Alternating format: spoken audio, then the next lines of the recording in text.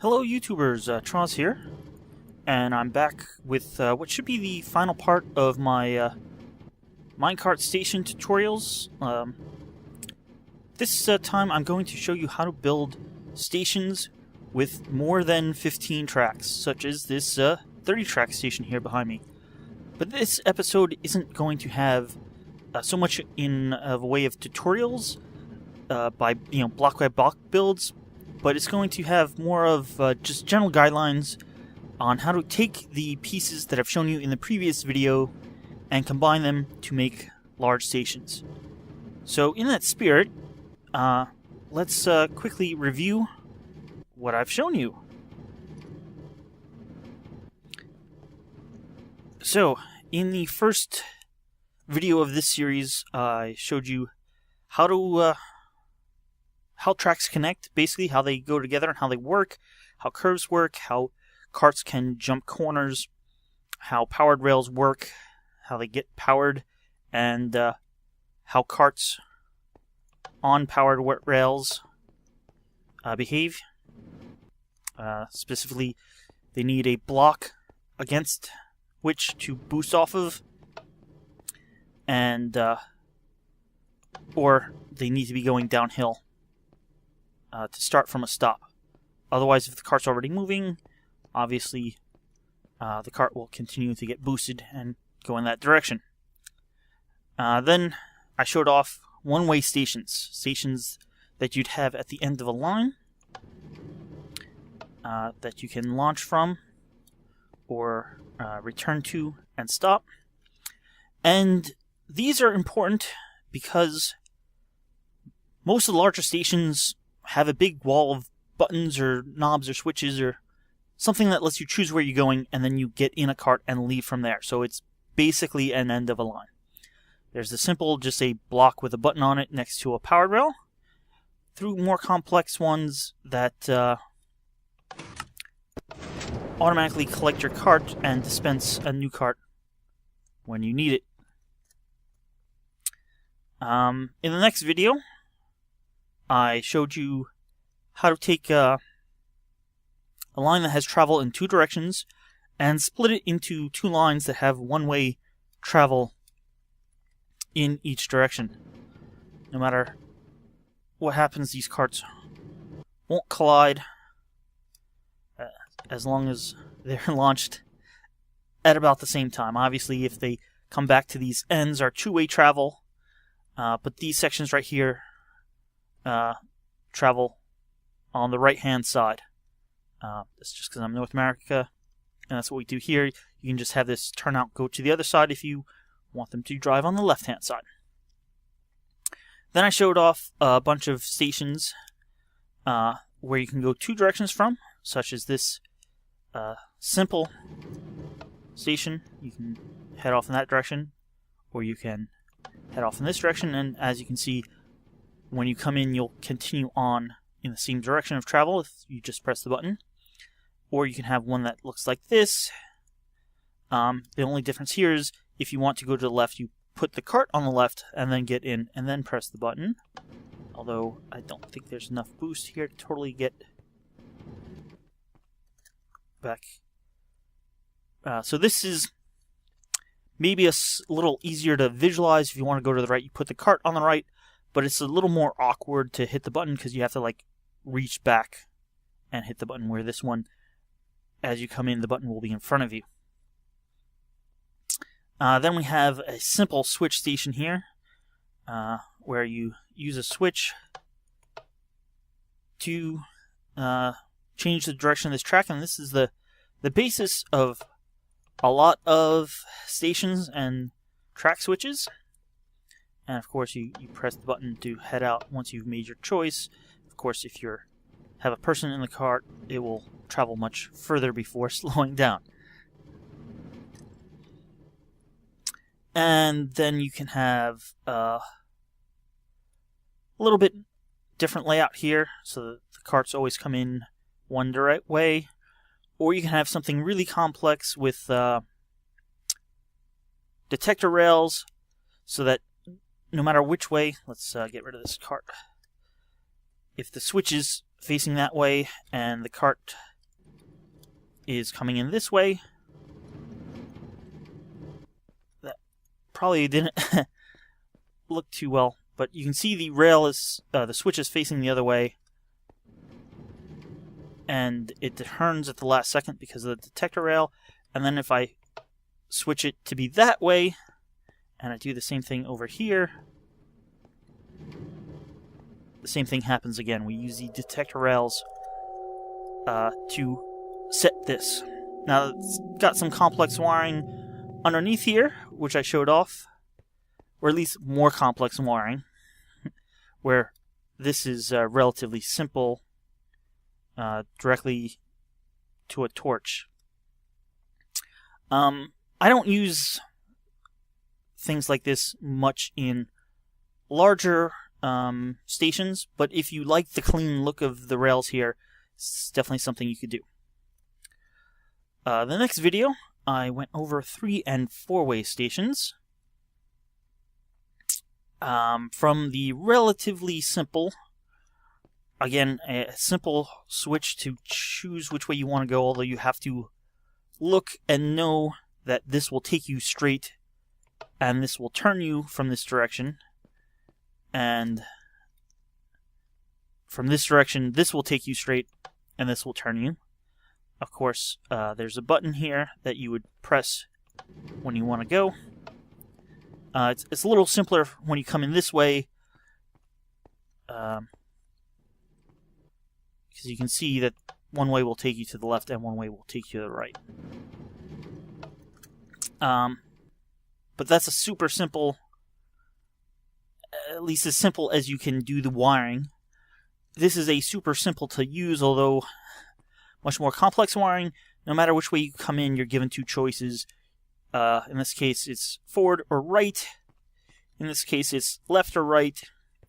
And in this case, it's left or forward. And always the left or right is the left or right button, with forward, if it's available, being the other button. But yeah, a little more complex wiring, and then there's additional wiring underneath to get this to all operate correctly. But it's pretty easy to use.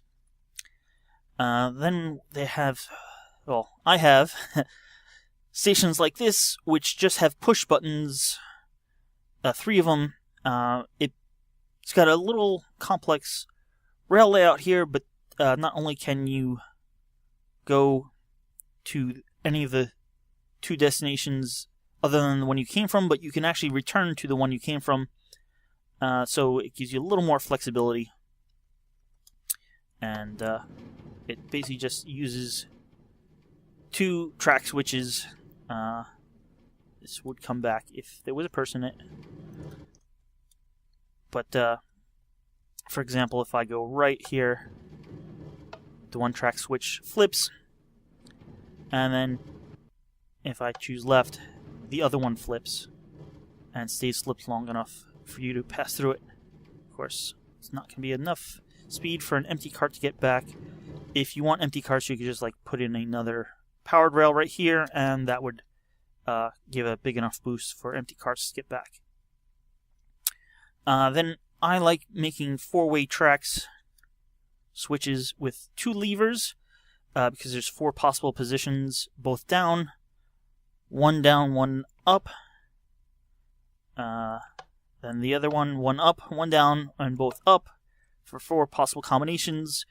The way this one works is this track, this switch switches the center track here, and then this one flips that switch and this switch. So depending on which way you go, left or right, initially you'll hit the secondary switch in both cases, which also will give you 2 choices, and 2 times 2 is 4. And then just coming back in, you're routed around all the switches back to this spot. That's basically all the complex track layout designs here route you around the switches coming in, because we don't know what position they're going to be in. Whereas this design over here corrected the switches based on which way you're coming in and its current position if needed, using some redstone underneath. So that was the 3 and 4 way switches. Then we got into more ways than 4, up to about 15. And the majority of that was involved with push button selectors. That would allow you to choose one of many options. Here's 5, but generally these can be built up to 15 because that is how far a redstone signal will go. So you need in this case, this first line here is running underneath all the buttons and is basically the reset line. So if you had 15 buttons, pressing this one would be able to reach all the way down to the 15th one to reset that as well. But if you tried to do a 16th one, pushing this button wouldn't reset the one at the end here, and vice versa, the one at the end over here wouldn't come all the way down and reset this one, which would cause problems. So generally, you can use these up to 15. This is the old pear squirrel selector design. Still works. Still works pretty good. I think the only tweak is you need to set this to 2 ticks, where initially it used to work with 1 tick. But other than that, it's basically here and down. The part up here is only display, and I actually have 2 different displays hooked up here, and you can also do displays using pistons or redstone torches or things like that. And lamps look nice. Directly on here, they're inverted, or you can have them up a little higher, where the one that's lit is the one you've pressed last. And it's relatively quick. I have my own favorite design of selector, and this, instead of using pistons, I have 2 droppers. The top one facing down, the bottom one facing up, and between them is 1 item. And whether the item is in the top one or in the bottom one, if it's in the top one, that is the selected option. So if I press here, you'll notice that this dropper has it in the top, whereas none of the others do. I do have 1 piston here as part of a monostable circuit, or a pulse limiter, as part of the reset line, because we need to do a quick short pulse to the top droppers to move all the items down before these repeaters activate the bottom dropper of the button you pressed to move that 1 item up. You can do a design completely without the piston on the side. You just have some repeaters, and that works. For any of these designs, the torches up here are not necessary. They're one way to get an output. You can see the torch will be off where it's selected, or you can get an output from the back using comparators.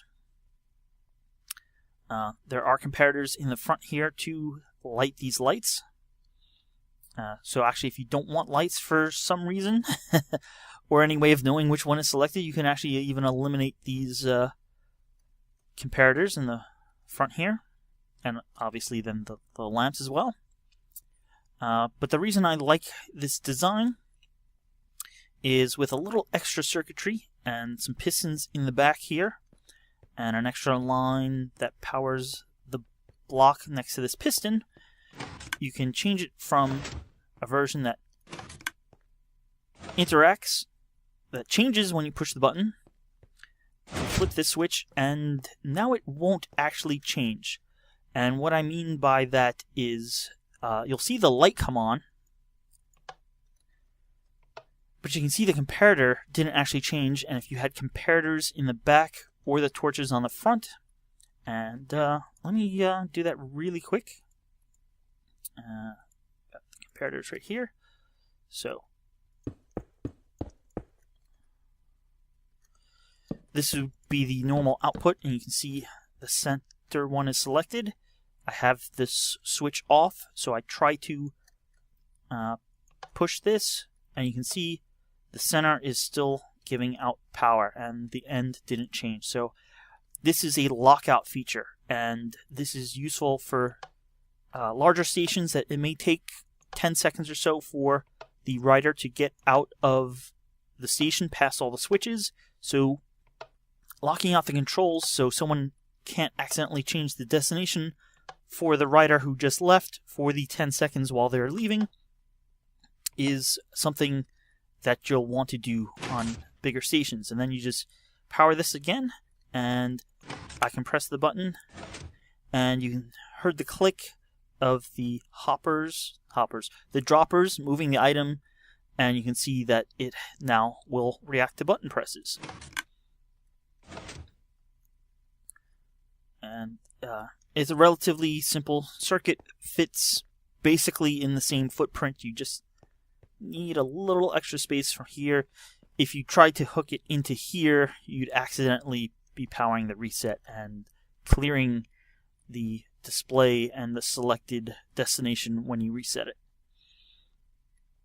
So now that we know how to make selectors and temporarily lock them out when needed, well, how do you hook these up to track switches?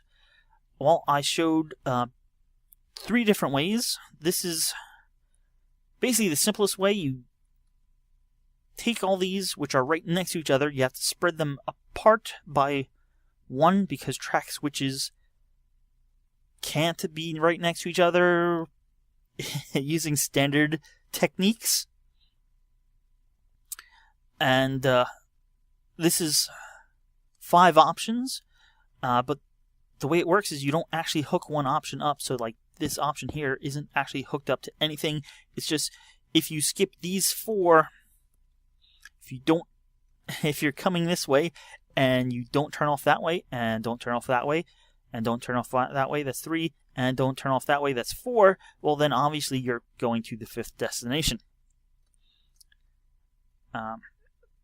But basically this makes the track switch area twice as wide as your selector switches. So here's 5, but if you have 15, which is the most you can have, this gets to be 30 or 32 actually, because you have an extra 2 for your input track. And that gets to be really wide, a lot wider than your selection area. So what can you do about that? Well, one thing you can do about it is basically cut this in half and flip it over itself and offset everything. So let's say this was 6 wide and you had 6 tracks, but you take the last 3 and you bend them over on top of themselves so they line up in these spaces. Well, that would basically look like this. So here is a 6-button selector, and we have 6 tracks, and as you can see, they basically, they are coming out every block. They're just half of them are up on the 2nd level, and half are on the 1st level. The way this works out is this button is, every other button is a lower track, and every other button is a higher track. So this is low, high, low, high, low, high. And actually the way it works out is this last one, again, isn't hooked up to anything, but if you select it, you actually come out the leftmost track, which happens to be the end, because you come in here, you pass by, again I missed, you pass by 1, 2, 3 tracks, you go around and up to the 2nd level, you pass by an additional 2 tracks, and then since we haven't turned off any of the previous 5, you obviously are going to the 6th track. So even though you pressed the rightmost button, you come out the leftmost. But otherwise, this is leftmost bottom. This would be leftmost top, but it's 2nd leftmost top, 2nd leftmost bottom, etc. 3rd leftmost top, 3rd leftmost bottom, and then this is, even though it's the rightmost button, it's the leftmost track. And then for coming back in on all the bottoms, you're directed basically back down the track. You originally came up. For here, well, there's actually a few ways to do it. You could have kind of a track that comes further and then goes back in here along with all these going down. But in this case, it worked out easier and less tracks overall. Just to come over, and I have a powered rail here that will accelerate you off. You'll hit into the block, fall, and because you land on an angled track, you don't actually take damage or anything. You just start going down the slope. And that will come in useful again later, where I have a kind of a new design. It's not a new design.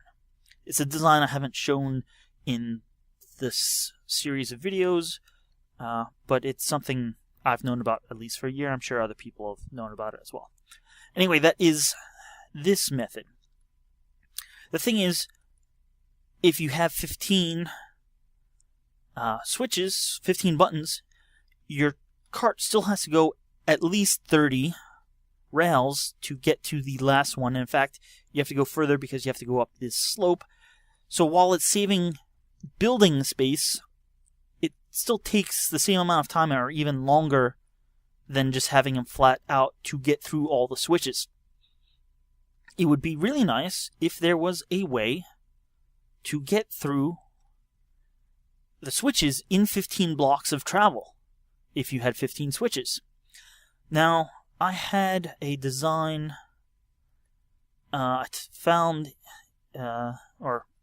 recreated from a video that wasn't a tutorial, it was just someone showing off their station. But it was like, well, it was this. It was like this. Basically, this one will be easier to show off there. They're the same concept.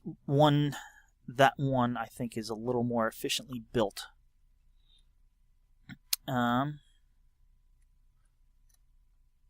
Let's flip one of these switches. Thought I had it. But basically, flipping the switch opens up a hole and puts down a block right behind it. We happen to use glass because it turns out the block is going to be in the way. And your head going through glass won't cause suffocation damage. So if I put down a cart and I push this button, what happens is all these tracks get pushed over except where the hole is. There's wiring to prevent that. We attempt to push the cart over, the track over here, but the glass block and these furnaces prevent that from happening. So the same signal that pushes this glass down prevents this piston just before it from coming out. But your cart will run along here until it hits the glass and then will fall down into the hole onto the track below. As you can see, the track below is track after track after track. So if there was 15 of these, I think this is 8, but if there was 15 of them, you would be able to switch onto one of those tracks in just 15 blocks of travel. So let's put the cart here, and you can see this design, actually, they don't all switch. Let's go over here, flip that one, just as an example.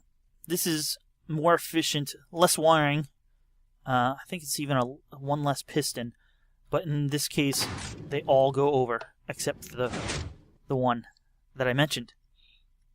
The problem with this is, yeah, it's really complex to build. Here in this example, I just have a bunch of switches. In reality, you'd have a push-button selector like I showed off.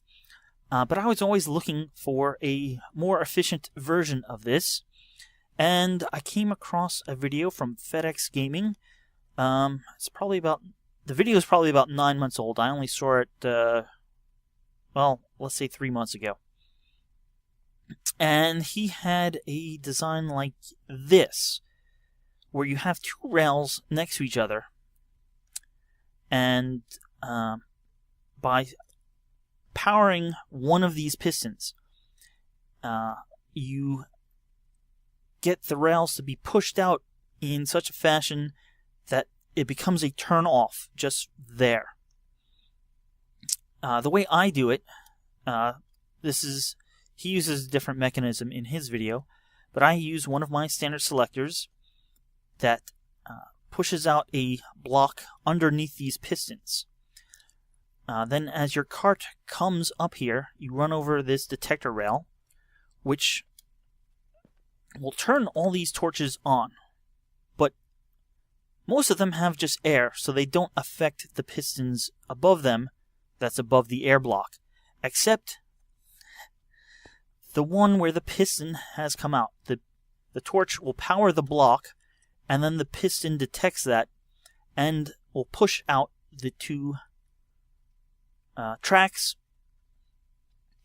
It turns out that this back track, when it gets, well, this front track, when it gets moved out, comes here. This track also gets moved, and they both reconsider their orientation. And because of the way this is situated and the direction it faces, the track, this track that gets moved here, decides to turn into a curve to connect to this track. And so as you come along, you curve and come off and drop onto your selected track. The problem is now you have to reset that so someone else can choose something. And the way that is done is this bottom row here is a double piston extender, and I kind of use a trick so that I can operate it with only 2 lines. The trick relies on specific timing and bud powering and triggering an update with this extra piston here. It doesn't actually have to be a sticky piston, that's just what I was using in this particular first example. But let me push a cart up here and you can see what happens. Now, with a person in it, the cart would come off the edge instead of getting pushed back. But then we got a short delay here, and then this triggers the reset. So the cart with a person in it would have fallen off the edge and gone out one of these paths. And so this you can do up to 15. Where am I going? And that will that's a pretty interesting mechanism. Finally, I showed off. Yeah, here's the actual one I demoed off in the previous video. It's built slightly differently, a little shorter the way this is built, although I think it is a little taller. And let's just ride it here.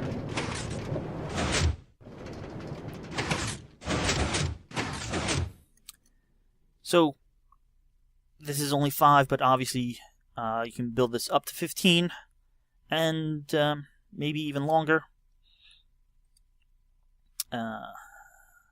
But that is how that works. And as I was saying, well, actually, as I said in the video, they must be built in specific orientations because of the way tracks work when they're pushed by pistons. I am currently facing north, so if you want the buttons facing east or west, you have to come up from the south if you want it to turn east or you want it to turn west. If you want it to turn north or south, you have to be coming from the east towards the west to get it to turn north or south. What that basically means is you can't freely rotate this with having this track all on this side, but if you want it from another orientation, it can be built. You just may need to move this track to the opposite side for that particular direction. So if I wanted the buttons here and to turn this way, you would have the track coming up this side, so when it turned to go along, all the tracks would turn that way. If you had it coming up this side and you were coming along, you'd be hitting the wrong side of the turn to turn off. So that's that particular design. Then finally, if you're trying to do buttons, but you only need 8 of them, a more compact way of doing that is to use analog redstone and an item in an item frame that you can turn. In this case, swords always point to, or normally point to the upper right. So this is position 1, and it is giving out a redstone power of 1. Note the far right side, the third line up from the bottom that says power 1. If I then turn this, you can see it says power 2, and obviously there's this powered, and that turns off this torch, which now lets you pass by the first turn off and go to the second turn off. And using comparators to extend the power at the same level, if I now turn this to 3, you can see this is power 3, this becomes power 2, this becomes power 1. The block, it doesn't show, but is powered at power level 1. So this sees power level 1 and puts power level 1 into this block, which also puts power level 1 into this bit of redstone here. If I now turn this one more, this is now 4, 3, 2, 2, 1. Again, comparator copies that 1 up to here, which turns off that torch. Likewise, basically every time we turn this, 1 additional torch turns off until we turn them all off and you go down this 8th path. So that's how this works. Now, obviously, this is the same problem as before.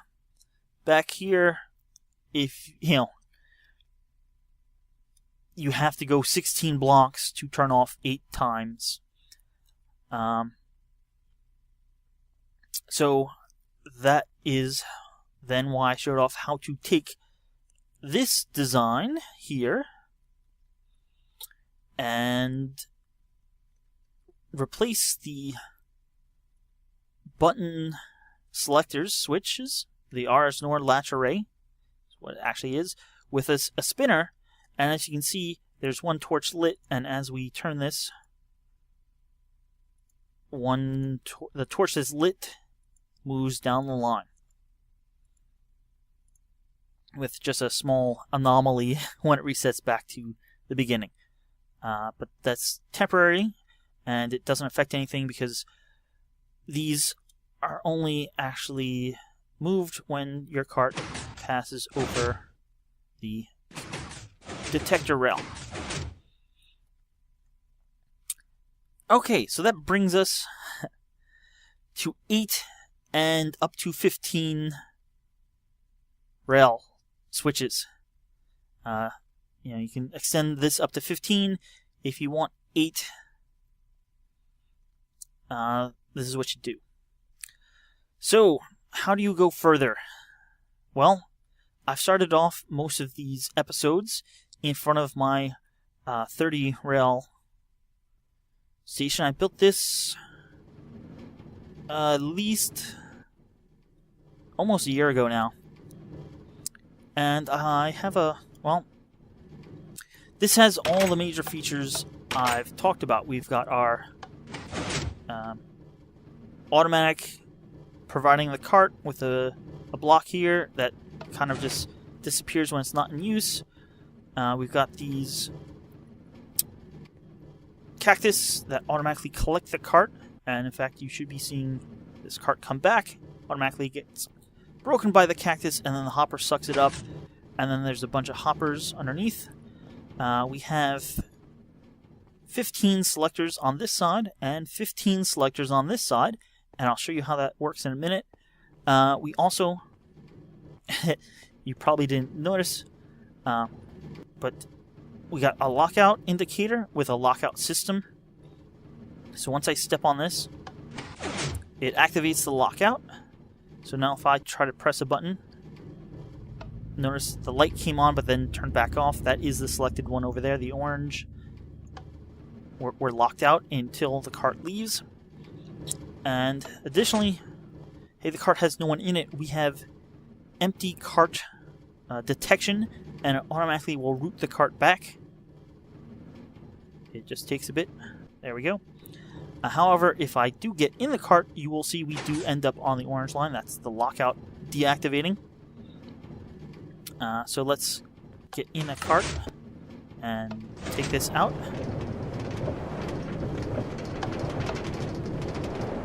Now, as you can see, there we go. I came out the orange line as was chosen. This is the old, bad, 2-layer flipped on top of itself design. Well, it's bad now. It worked. It works. It still works. It just takes more space. Over here is a blown up version. When I say blown up, I mean exposed. All the niceness taken off at least one side so you can see how it works. But this is the same exact station. So let's briefly go over the parts. The first part, well, how do you get 30 selections? Well, this is my selector that I showed off with the normal lockout mechanism. Well, not normal, but with the lockout mechanism. You can see here's all the pistons along the back. And this block right here is the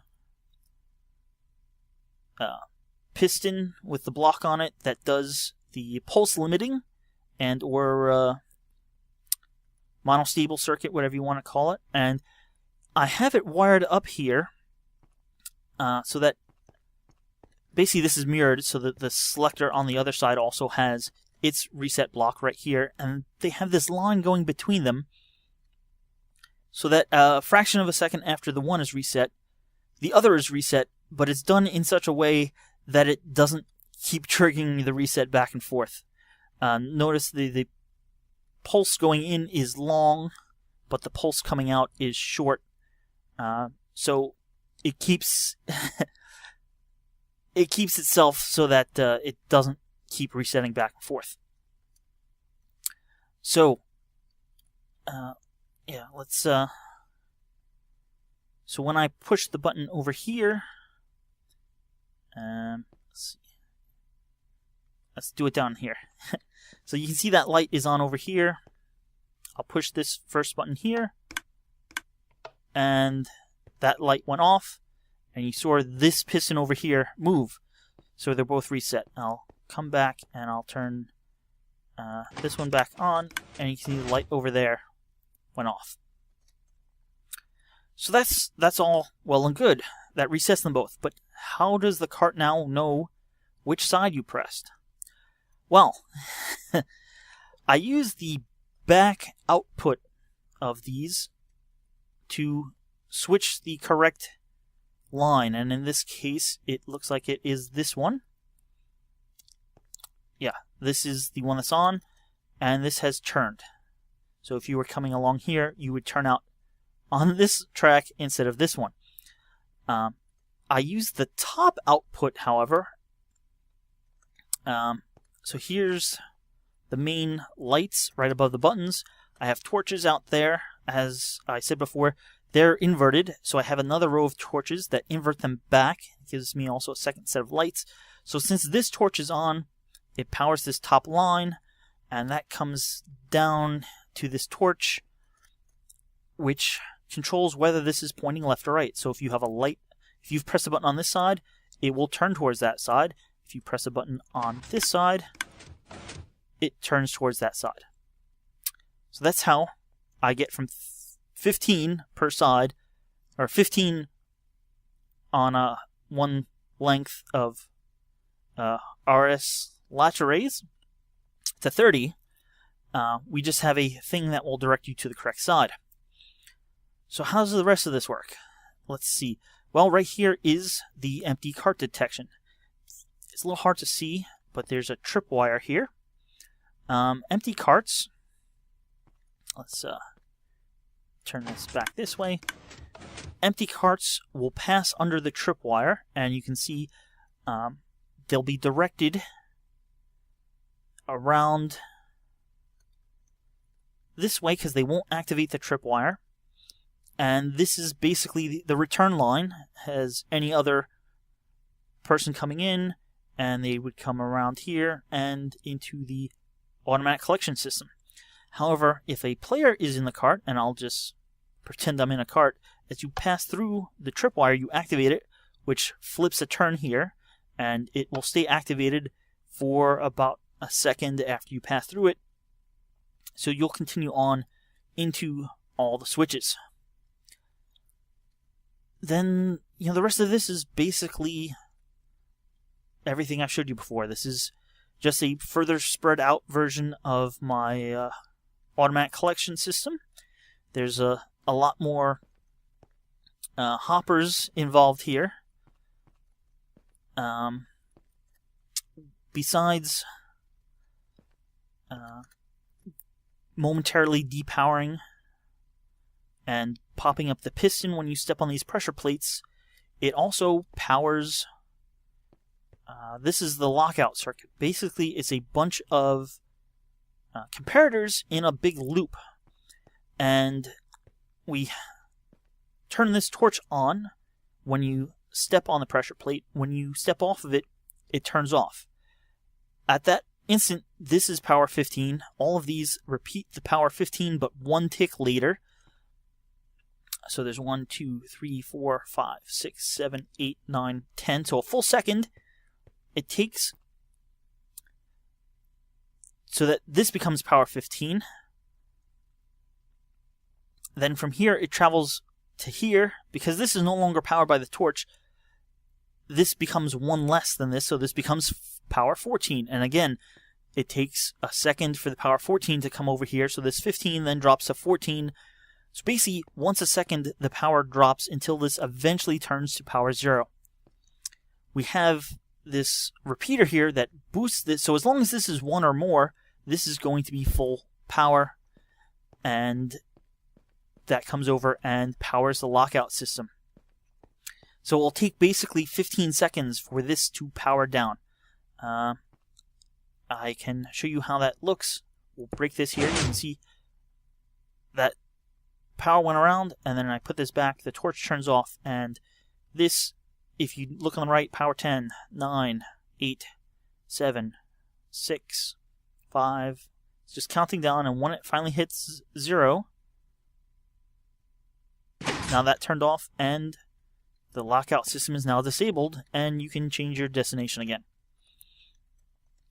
So, that is how this station works. It's just, this is the exploded view, so you can see how it all works. This side is totally exposed. This one is still covered up a little bit, although you can see the back. And underneath, where we have some rails and our torches and switches to power these powered rails. So that's this version. This is the one line per rail, or per block, I should say, version that uses glass and a hole. But basically, the whole selection area is the same. It's just the actual switching part over here that has been changed. Obviously, this is a lot more complex to build, uses a lot more materials. This is an interesting design. Turned out not to like how it came out, but basically, you come up here and then you ride down this diagonal. This diagonal is set up in such a way that this is a track switch and this is a track switch. These are always just turns these way. Then this is a track switch and this is a track switch. And then again, so it's basically there are 2 track switches directly in a row and then 2 spots that aren't track switches. And how this works, is a bit complex.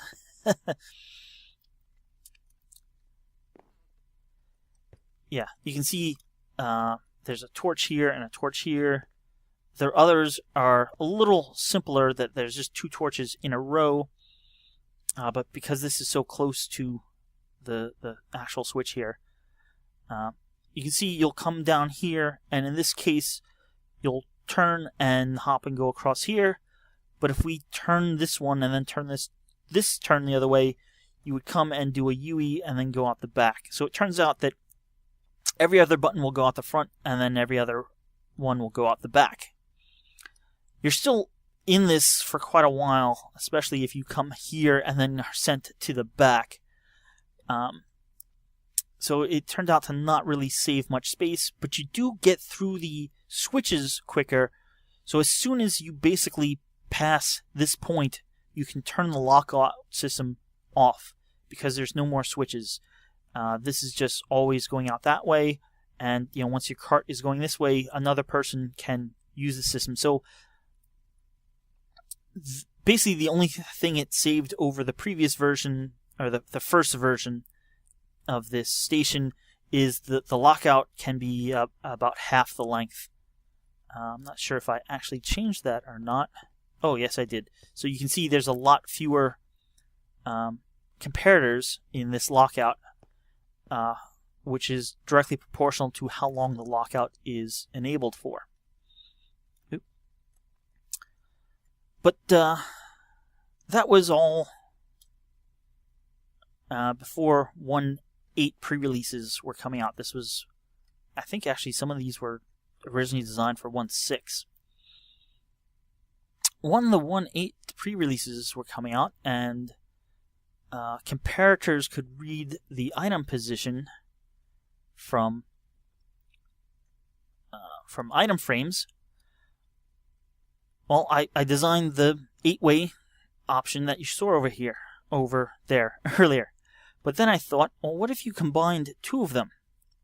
So basically, what if this chose one of 8 options while you're going in this direction, and then you would turn off and head in this direction, where this one would control another 8 options. And then 8 times 8 would give you 64 total tracks. And this was the first attempt at that. This still includes a lockout.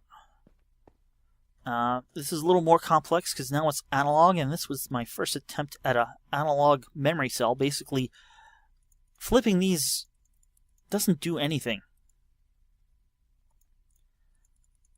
until you step on this pressure plate. And if you look, you can see these repeaters here are comparators, because that's what they are.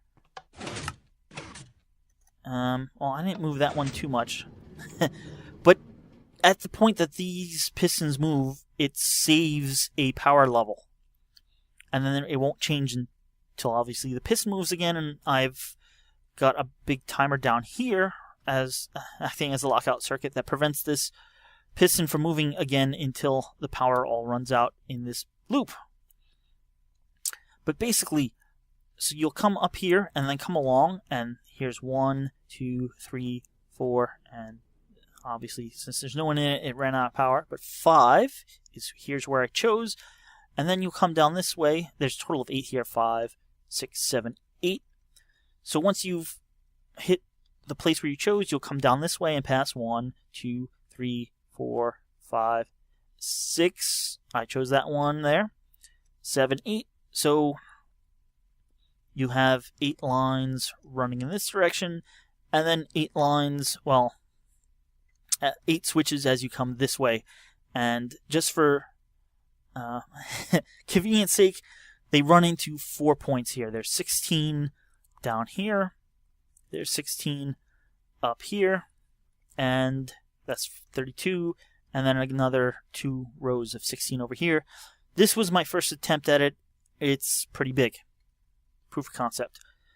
Basically, for going down, if you came down this last row or the first row, you would just come here and go down. But my first attempt, I thought, let's skip all the wiring down there. So I had this one go up to go down. You'll see I figured out a way not to do that. But basically, the way this works is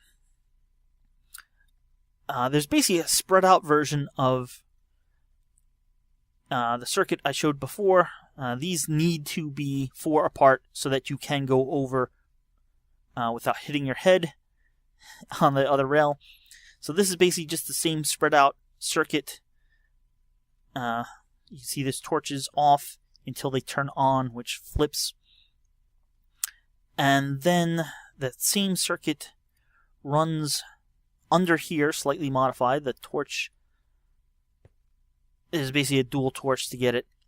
But then, so here's the comparators that extend the analog signal, and it gets 1 less each time until you can see the torch turns out for the last 2. But then we just have repeaters here repeating the signal all the way down, so we don't need any more comparators. And of course, for these last 2, the repeaters are on, and that's just because of the way we're traveling, that here it needs to be off for us to turn off, and here for this direction the torches need to be on for it to turn off. So this was my first attempt. I then have this version. As you can see, it's not as tall nearly. All the down ones go down, although the back line has to kind of take a little zigzag to pass the circuitry. So we don't have to go up as high to get up to the second level. And of course these also take a little bit of zigzag, so we get again 16 down there, 16 here, 16 up here, and 16 down there, for a total of 64. And I have little signs here. I think it starts over here. So if you want to go to track 1, obviously you can place this with Bob's house or whatever it is. You put your sword facing in that direction, which will be red, and your arrow facing in that direction, which will also be red. You can see there's a sword and an arrow. And so here is 16, another 16, your third 16, and your fourth 16 for 64 total destinations. And here is a really nice version of that.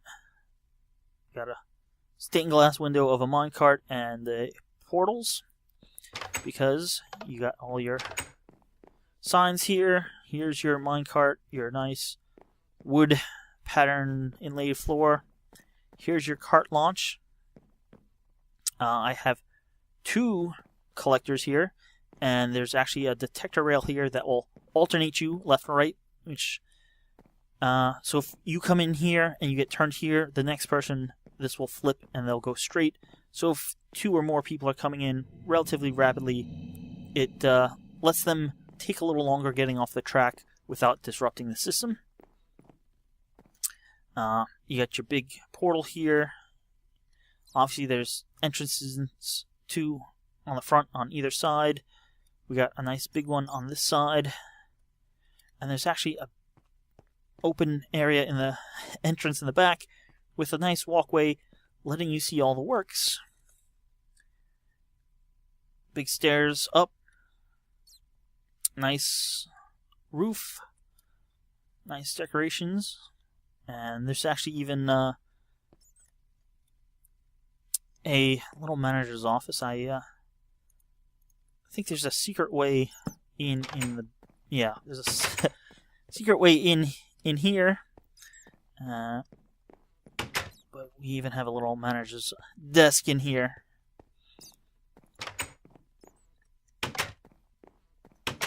One other feature I added into this one: as you spin, it lights the lights up. And in this version, it does have empty cart detection, although it's done slightly differently. Empty carts don't go as far or as fast as full carts, and so a full cart after a boost of 4 will get up this 4-long slope, but an empty cart will not. So you see the empty cart will not quite make it and then slide back down and then get boosted and collected. However, if I enter, you can see I make it up And you can see how kind of long it takes to get through here. I actually took the furthest. And you can see we wound up at track 64. After this, I did come up with some improvements. You can see this is a kind of a shortened down version of how this works. You come up, and then you got 4 lines. And I figured out that if you have a first left and right, and then another left and right, you're left with 1/4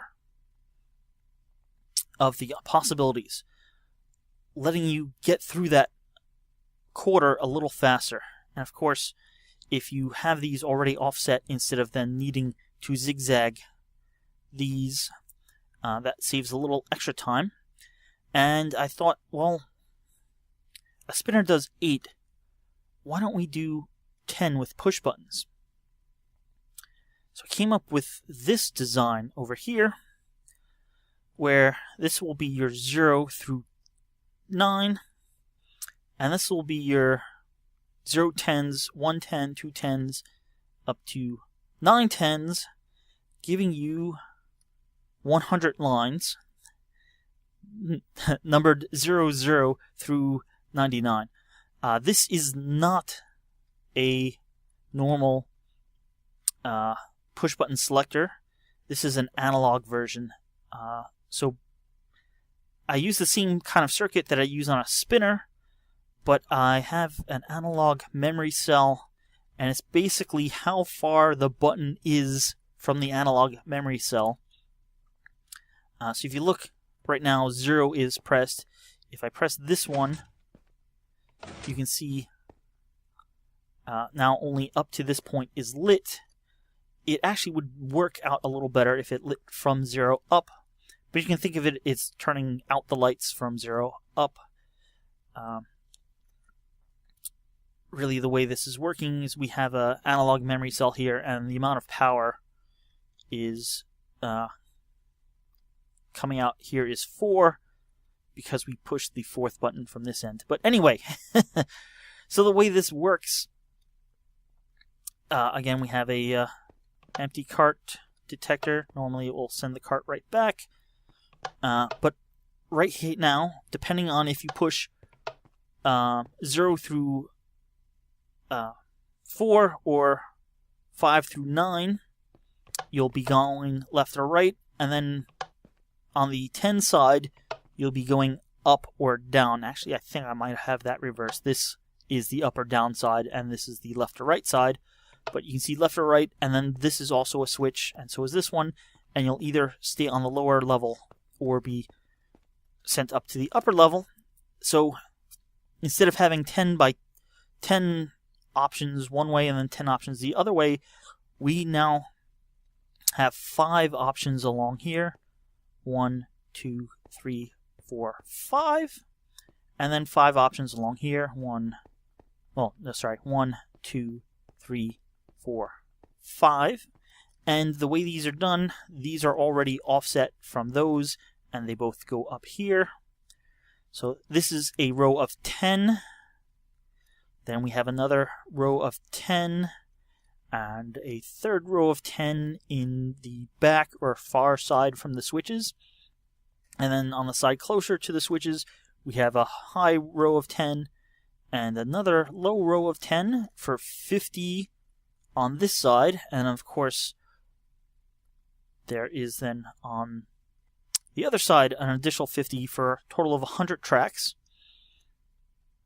And I decorated, obviously, this version of it. Same mechanisms, just decorated.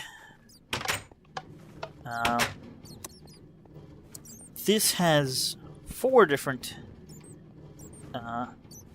tracks that you can return to, and depending on which level you come in on will determine which one you go to.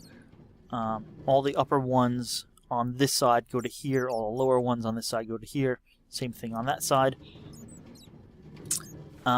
This is a little tighter for sign space, but by putting 2 destinations on each sign, you can fit all 100 destinations around here. There's lots of bats because it's not lit underneath, and even though this is peaceful, creative, bats still spawn. But here is all your workings, made as nice as I could relatively quickly, although I still have the colored wool in there. The one thing I don't like about this is this part still is very redstone-y. It's hard to hide the redstone with as compact as I tried to make it. And that's one little downside. Although for the time, this 100-track station was pretty compact, although I think now it's a bit obsolete. But before it went totally obsolete, instead of having this kind of way of choosing your destination, why not have something easier to use? And I forget whose video it was. I might actually have the sign over here. Inspired by Codecrafted, his silent decimal destination selector. It doesn't look like much, but when you see this and think of, well, I modeled it after a calculator keypad or the number keypad on my keyboard. You could also model it after a phone keypad, but the wiring would have to be slightly different. Let's push this. That is 0.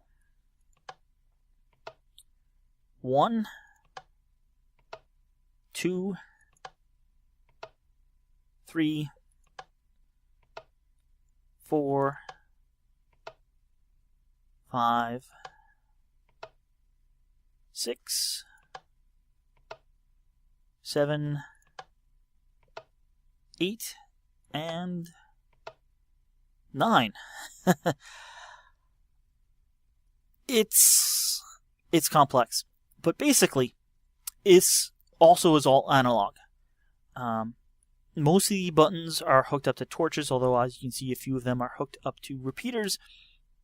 But there's a wire down here that eventually, a different point along this wire will get turned on depending on which button you press. And then that goes, this is an analog memory cell. I didn't really cover much analog redstone wiring in this set of tutorials, but it's safe to say that you can see this side is powered at 5 and this side is powered at 10, and they will stay like that until something disrupts them, until this power level changes from 0 in this wire, and then depending on what the power level is at this point will change what power level is stored in here. From there, we do basically, this is the same mechanism that the spinner was hooked up to, except, so one of these lights will be on or off depending on which button is pressed. And, it's the same. Imagine the spinner was pointing right into here from my analog, the last spinner that was hooked up to the switch that had a track coming out every line. The only difference is that's 9 and 1, 2, 3, 4, 5, 6, 7, 8. Well, it happens to be the 9th in this case. I've labeled it here. They aren't exactly, it depends on where in the wire it's hooked up. Excuse me. The way I had this routed, this works out to be 8, 7, 4, 1, 2, 3, 0, 6, 9, and 5. The important thing is each button will turn on a different torch along here.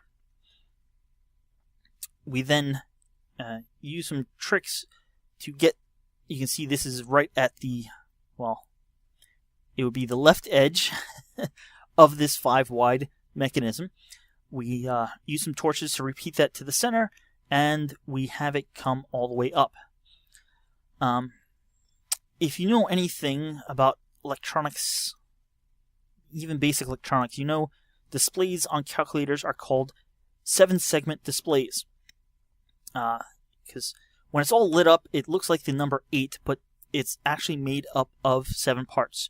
You have a line, a horizontal line here, that's 1, horizontal line here, 2, horizontal line here, that's 3, and then there's 4 vertical lines, 1, 2, 3, and 4. So that's 4 vertical, 3 horizontal, 7 total lines. That's what this here is, a 7-segment display decoder. We have 1, 2, 3, 4, 5, 6, and 7 lines. So depending on which torch here is lit, you can see this is the second torch in from the end. It's this torch, and depending on which line we need, so this is the number 9. So the number 9 is fully lit except for one of the segments. Well, actually 2 of the segments, sorry. The bottom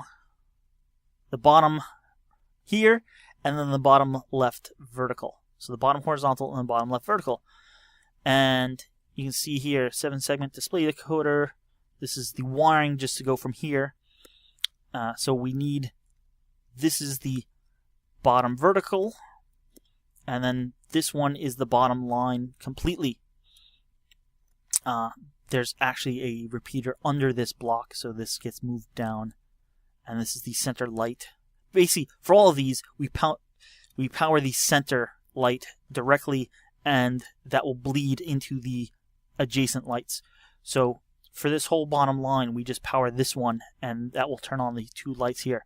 For this light, or line of 3, we just power this one, and that will directly, and that adjacently powers this one and that one. So you see here, like, we are directly powering that one, and it powers the one above it, and the one below it that's behind this block. Again, for this top, we just power the top center, and that will power that one, and that will power that one. Ones that get double power in the corners, it works out. So for 9, you can see this goes to this one that's off, and that is why it is missing a repeater here, because we don't need to turn this on for number 9.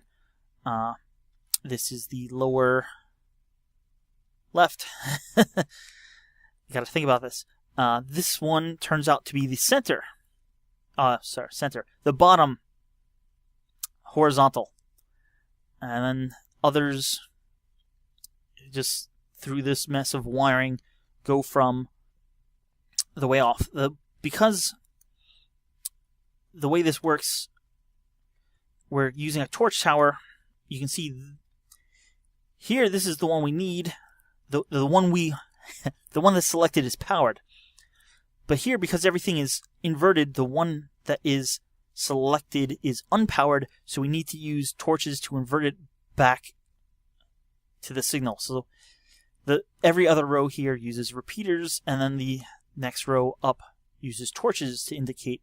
So where there is torches for that number we need that line to be on, this number doesn't need this segment to be on. And that is how this works. This isn't really track switches, but it's a neat mechanism, because using it, you can take this same design and replace or remove the 2 rows of 10 buttons and get yourself 2 keypads here, and you can see this is obviously now 85 is selected, and if I want 15, I just click that one. Or if I want actually 17, I'll just press that button, and now it says 17, and that works. And well, it makes the interior space a lot smaller, but now you have a lot more complex wiring. But it's really, really user-friendly. But this is getting a bit off topic of how to make interesting stations, although this is interesting stations now in its own right. This is partially decorated. I've done the interior, not the exterior. These pictures are just one way of doing it. And then I have 50 on this wall, 50 destination signs on this wall.